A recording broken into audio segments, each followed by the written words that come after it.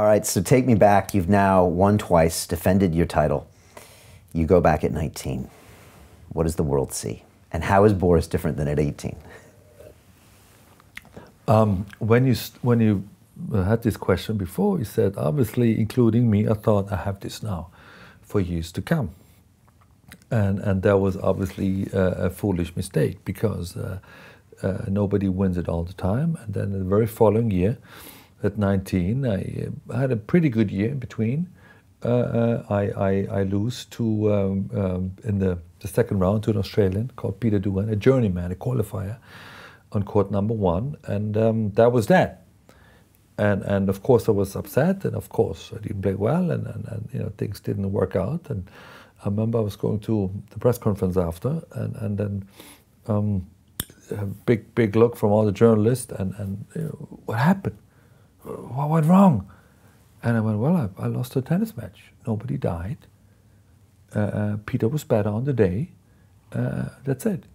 Yeah, how is it possible? And you're supposed to, you're a defending champion, you're supposed to win it for 5 years. I said, you're absolutely right, but I wasn't good enough today. What can I tell you? I lost a match. Nobody died. Didn't lose the war. I lost a tennis match. And I think that was equally important to me than defending at 18, because it puts everything in perspective.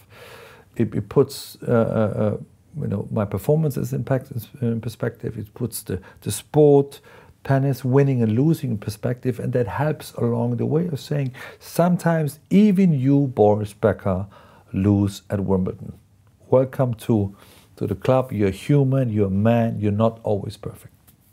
That's tennis. It's tennis, maybe life. It's just it's just a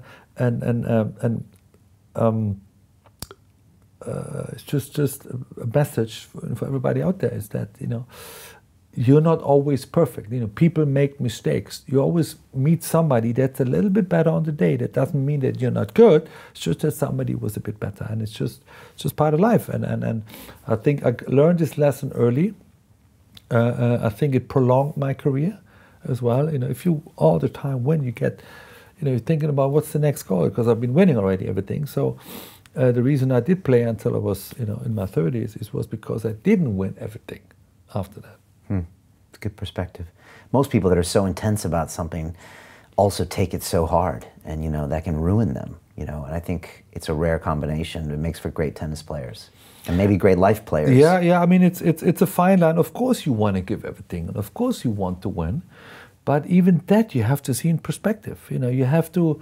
You know, Michael Jordan was asked the question. You know, how can you? You know, how do you know that you're going to hit another 50 points tomorrow? He said, I don't, because I can't chase the game. If you chase the game, you lose.